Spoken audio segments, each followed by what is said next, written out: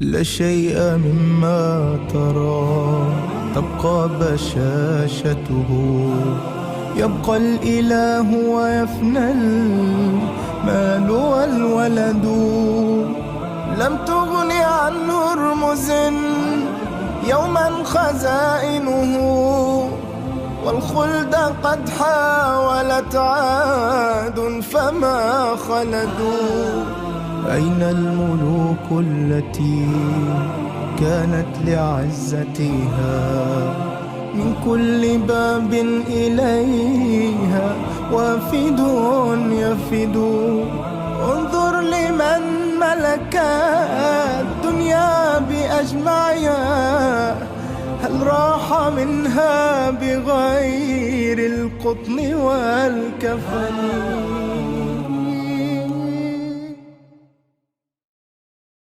و هنگامی که الله سبحان به فرشتگانش گفت من در زمین جانشینی قرار می دهم. و آغاز این حکایت اینطور بود: همانا من در زمین جانشین قرار می دهم. گفتند که آیا موجودی را در زمین قرار می دهی که در آن به فساد و تباهی برخیزد و به ناحق خون ریزی کند، و حالان که ما تو را حمد و ثنا و تقدیس می گوییم. پروردگار فرمود من از این جانشین اسراری می دانم که شما نمی دانید. خدا آدم علیه السلام را خلق کرد و او را در بهشت قرار داد. ابلیس او را وسوسه کرد و از بهشت خارج شد و به زمین آمد. و پروردگار تعالی به او و تمام مخلوقات فرمود هر آن که روی زمین است دستخوش مرگ و فناست و تنها الله سبحان است که باقی میماند. همه موجودات طعم مرگ را میچشند، تمام مخلوقات، و شما پاداش خود را به طور کامل در روز قیامت خواهید گرفت. پس هر کس را از آتش بدور و در بهشت درآورند قطعاً کامیاب شده و این زندگی دنیوی چیزی جز مایه فریب نیست.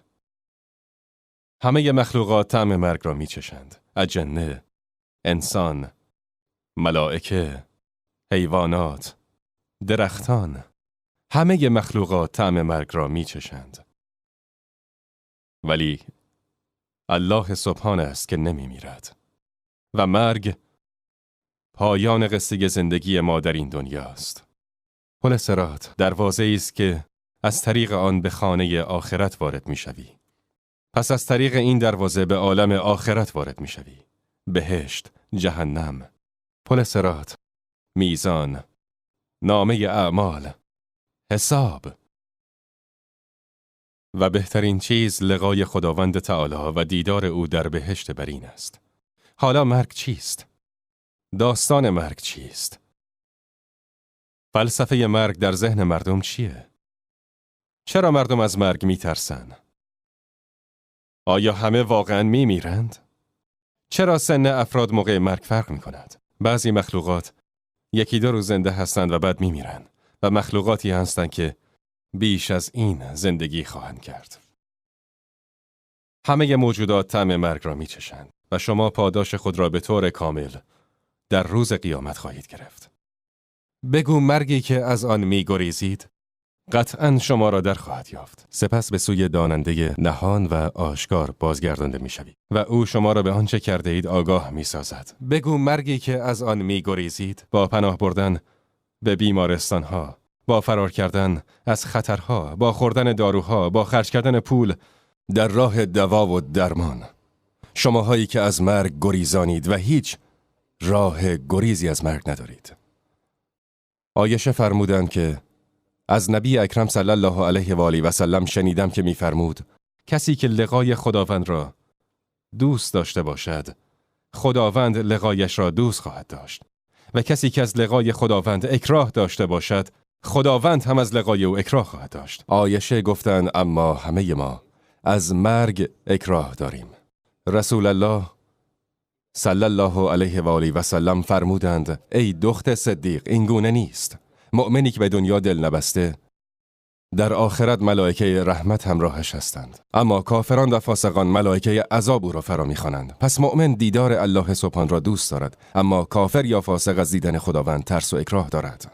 گفته شده است که یک وزیری بود بسیار عظیم القدر او از همنشینان داوود علیه السلام بود و بعد از همنشینان سلیمان شد. روزی مردی به ملاقات سلیمان رفت. این مرد در حضور سلیمان با نگاهی رعب‌آور و ترسناک به وزیر خیره شده بود و وقتی مرد خارج شد، وزیر با وحشت از حضرت پرسید: ای پیامبر خدا، این مرد که بود؟ گفت چرا؟ گفت به الله قسم که مرا به شدت ترساند. گفتند فرشته مرگ بود.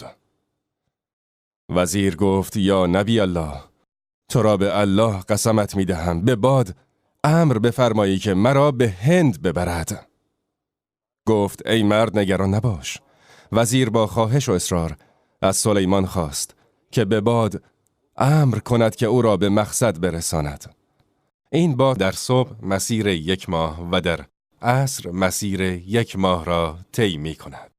مسافتی که مردم عادی در 1 ماه کامل طی می کنند، باد در فاصله صبح تا ظهر طی می کند. سلیمان به باد امر کرد و باد او را هم کرد که تا بعد از ظهر او را برساند به هند. و روز بعد از آن اتفاق ملک الموت علیه السلام به پیش سلیمان رفت و مثل همیشه به او سلام کرد و سپس سلیمان به ملک الموت گفت: روز قبل دوستم را ترساندی. چرا با نگاهی ترسناک و متعجب دوستم را نظاره می کردی؟ گفت یا نبی الله، مؤاخذه‌ام نکن. از وجودش در کنار شما تعجب کردم. زیرا مأمور شده بودم روحش را بعد از ظهر در هند قبض کنم. سلیمان از او پرسید: خب چه کردی؟ گفت بعد از ظهر رفتم پیشش. او در آنجا در هند منتظرم بود و روحش را قبض کردم. و کسی نمی‌داند که فردا چه به دست می‌آورد و کسی نمی‌داند که در کدامین سرزمین می‌میرد. این همان مرگ است. بردباری پیشه کن، چون با گذشت روزگار شادمان خواهی شد از صبرت به نزد کردگار. پس تو خود را آماده کن قبل از مماتت ای عزیز، پیش از آن روزی که میگویند از اعمال ریز، خویش و یارانت ندایت میزنند، اما تو آه در پی جان دادنی، در حال رفتن از نگاه. آورندت بهر غسل و غسل بر جانت دهند، عطر و کافور و سپس تنها رهایت می کنند. هان تصور کن تو بر تخت، تویی در نزد قصال، تو را غسلت دهد اما نگردی آگه از حال. دمی در خاطر آور ظلمت و تنهایی گور، به یاد آور که غسلت می دهند با سدر و کافور. تو آیا آگهی از محشر و از حال و احوال؟ بگو برهان چه داری؟ چه عذری و چه اقوال؟ شایسته است که انسان با گمان نیک نسبت به پروردگارش از این دنیا رخت بربندد، با این حسن ظن که نزد خداوند بسیار بخشنده و مهربان می رود، پیش خدایی که رحمتش بر عذابش غلبه می کند، بردباریش بر عقابش غالب است. کدام زندگی از کدورت مرگ در امان می ماند؟ مگر طول عمری داریم که با مرگ کوتاه نشود؟ مگر عمر چقدر می تواند زیاد باشد در جایی که مرگ است؟ کدام شادی عظیمی به سبب مرگ از بین نرفت؟ شایسته است که انسان با گمان نیک به پروردگارش از دنیا برود. پیامبر صلی الله علیه و آله و سلم فرمودند نمیرید مگر اینکه به پروردگارتان گمان نیک داشته باشید. رسول الله صلی الله علیه و آله و سلم به ملاقات جوانی رفت که در حال مرگ بود و نفسش گرفته شده بود. رسول الله صلی الله علیه و آله و سلم پرسید حالت چطور است؟ جوان به حضرت گفت از گناهانم میترسم ولی به رحمت پروردگار امیدوارم. رسول الله صلی الله علیه و آله و سلم گفت به خداوند این حالت در قلب هر کس جمع شود، آنچه که میخواهد به وی میدهد و از آنچه که میترسد امانش میدهد. رسول الله صلی الله علیه و آله و سلم به ملاقات مریضی رفت که در حال تب شدیدی بود و درد امان او را بریده بود. نبی اکرم صلی الله علیه و آله و سلم نگاهی به او کرد ولی به خدایش گمان بد نبرد و به گونه دیگر اندیشید. ایشان در این باره میگوید خداوندا این بلا را به او نازل کردی که گناهانش را پاک کنی و خطاهایش را ببخشی و مرتبهش را بالاتر ببری و ثوابش را زیاد کنی. خداوندا با وجود این درد و بلایی که به او دادی همانا تو رحیم و بخشنده‌ای. رسول الله فرمودند پاک می‌شوی. ای مرد، این تب گناهان تو را پاک می‌کند. درست است که این تب بدنت را به درد آورده است. درست است که شاید اذیتت کرده باشد. ولی این را در نظر بگیر که این درد تمام گناهانت را پاک می کند، همانطور که آب پاک لباس کثیف را پاک می کند. این تب بدنت را هم از گناهان پاک می کند. پس رسول خدا به او گفت پاک خواهی شد. ولی آن مرد دچار شک شده بود. حضرت گفت پاکی به سبب تبی که بالا می رود به وجود می آید. الان در ابتدای تبت است، ولی زیاد می شود تا این که به نهایت برسد. درست مثل آبی که بر روی آتش شروع به جوشیدن می کند تا از ظرفش به بیرون بریزد. مرد گفت این تب سوزانی است بر مرد سالمندی وارد شده که او را راهی قبرستان می کند. و من مرد سالمندی هستم و طاقت و تحمل این تب را ندارم و عاقبتم قبرستان خواهد بود. رسول الله به آن مرد نگاه کرد و دید این مرد به خداوند بدگمان است. حداقل الان که دیگر در بستر مرگ هستی به کار خداوند خوشگمان باش. رسول الله فرمود بسیار خوب. تا مادامی که به خداوند خود گمان بد داری وضع همین است. و رسول الله صلی الله علیه و آله و سلم از جانب خدا فرمودند بگذار بنده‌ام به من گمان داشته باشد. هر گمانی که می‌خواهد داشته باشد. اگر مریض شدیم گمانمان به خدا باشد که او رحیم است، کریم است، عظیم الاحسان و بخشنده است. پروردگارا من به خوبی تو ایمان دارم، این که شفایم میدهی. اگر فقیر شدی به نیکی خداوند ظن بد نبر. خداوندا من به احسان تو ایمان دارم، به راستی که تو غنی هستی و اگر احیانا به بلایی گرفتارم کردی به زودی آن بلا را از من دور میکنی. من نزد گمان بنده‌ام هستم، هر گمانی که میخواهد داشته باشد. رسول الله از جانب خداوند فرمودند خیلی خوب. حال که این راه را انتخاب کردی و انتخاب کردی که به پروردگارت بدگمان باشی، پس انتخاب کردی که جایگاهت در قبر باشد و درد و عذاب بکشی. رسول الله از آنجا خارج شد و بعد از آن مرد از دنیا رفت. واصلة بن الاسقع از اصحاب رسول الله صلی الله علیه و آله و سلم بود که شنید جرشیه یکی از دوستانش مریض شده است و در بستر مرگ است. واصله سنش بالا بود.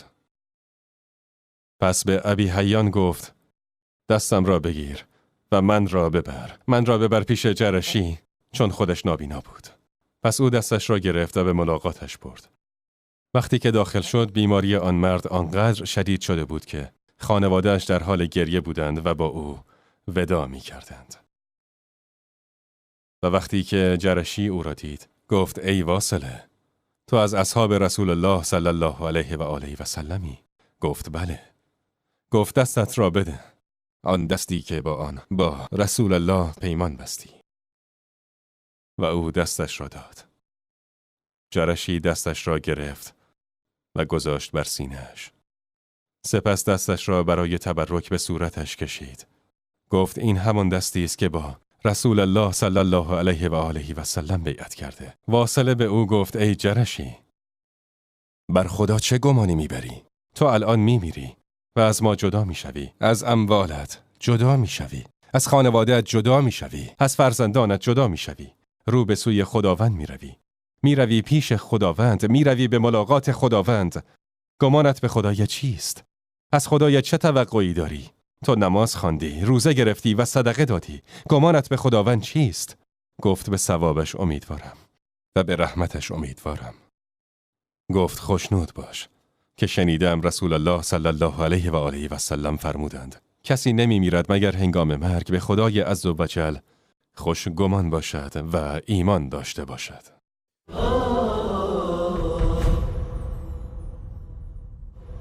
آری کسی نمی میرد مگر هنگام مرگ به خدای عز و جل خوشگمان باشد. نبی خدا صلی الله علیه و آله و سلم فرمودند عاقبت هر کس امکان دارد خوب باشد و امکان دارد بد باشد. هر کس بر آنچه که مرده دوباره زنده خواهد شد. پیامبر صلی الله علیه و آله و سلم در حج بودند که یکی از حجاج سوار بر شتر در لباس احرام با موهای ژولیده و بدنی خاکی دعا می کرد و لبیک گویان الله را ستایش می نمود. در این حالت بود که از شتر افتاد و گردنش شکست. همانطور که شترش راه می رفت، دست یا پای شترش داخل لانه عقربی شد. شاید هم لانه سوسمار یا ماری، به هر حال شتر افتاد و مرد هم از پشت شتر به زمین افتاد و در آن حال گردنش شکست و مرد. پیغمبر صلی الله علیه و آله و سلم به اون نگاهی کرد. این مرد تا چند ثانیه قبل داشت میگفت لبیک، یعنی به تو رو کردم، لبیک لا شریک لک، تو هیچ شریکی نداری، هیچ کس را به جز تو عبادت نکردم، نه بتی، نه قبری، نه بشری، نه درختی. هنگامی که دید او مرده، همین چند ثانیه قبل داشت حرکت میکرد و دعا میکرد و در لباس احرام بود. پیغمبر صلی الله علیه و آله و سلم فرمودند در همان لباس کفنش کنید. یعنی لباس دیگری به او نپوشانید.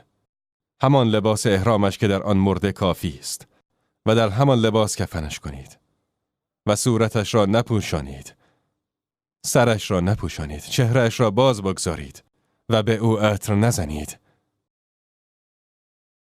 هیچ عطری به او نزنید. وقتی شخصی میمیرد به او عطر میزنند. گفت لازم نیست به او عطر بزنید. پس محرم نه عطر میزند نه سرش را میپوشاند. گفت لازم نیست به او عطر بزنید. چرا که روز قیامت لبیک گویان برانگیخته میشود. روز قیامت لبیک گویان مبعوث میشود. پیغمبر صلی الله علیه و آله و سلم فرمودند اگر خداوند برای بنده اش خیری بخواهد کمکش میکند. گفتند یا رسول الله چطور کمکش میکند؟ فرمود قبل از مرگ به او توفیق انجام عمل خیر میدهد.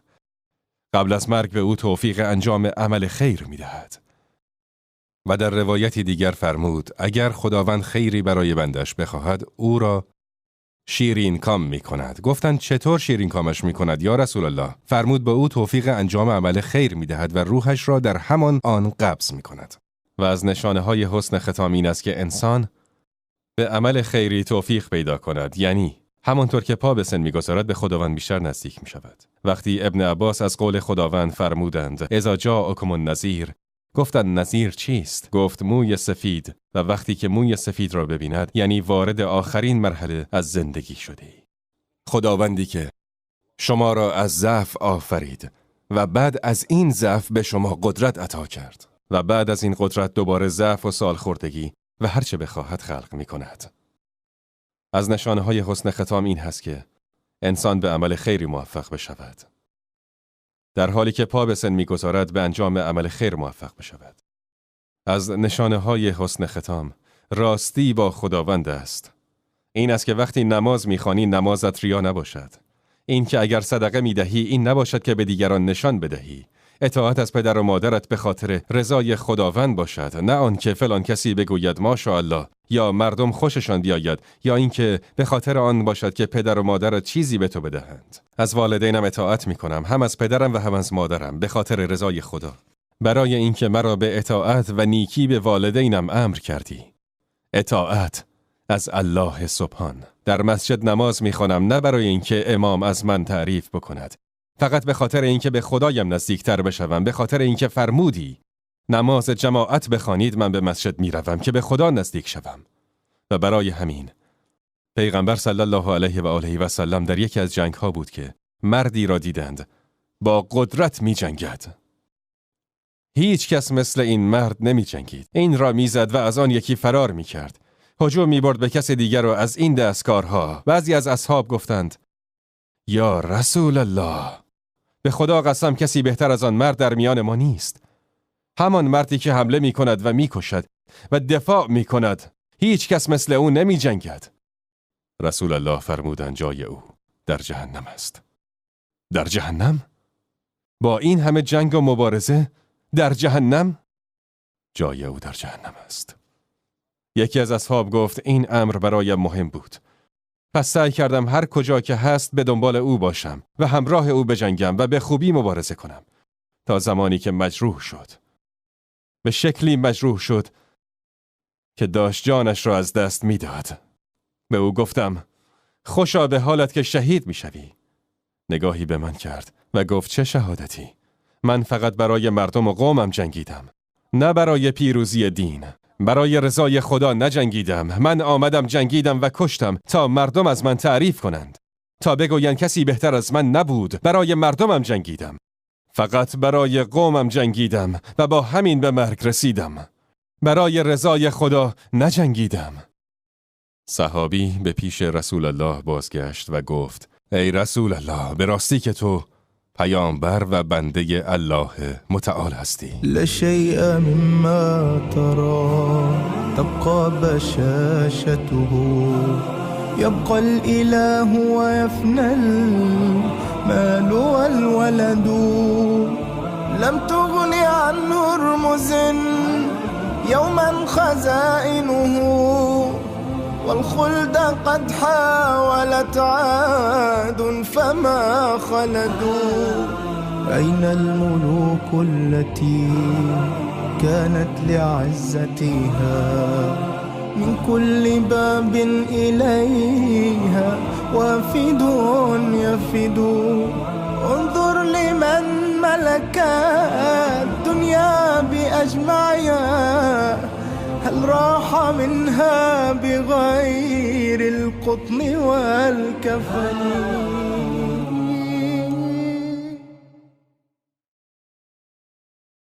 لشيء مما ترى تبقى بشاشته يبقى الإله ويفنى المال والولد لم تغن عن هرمز يوما خزائن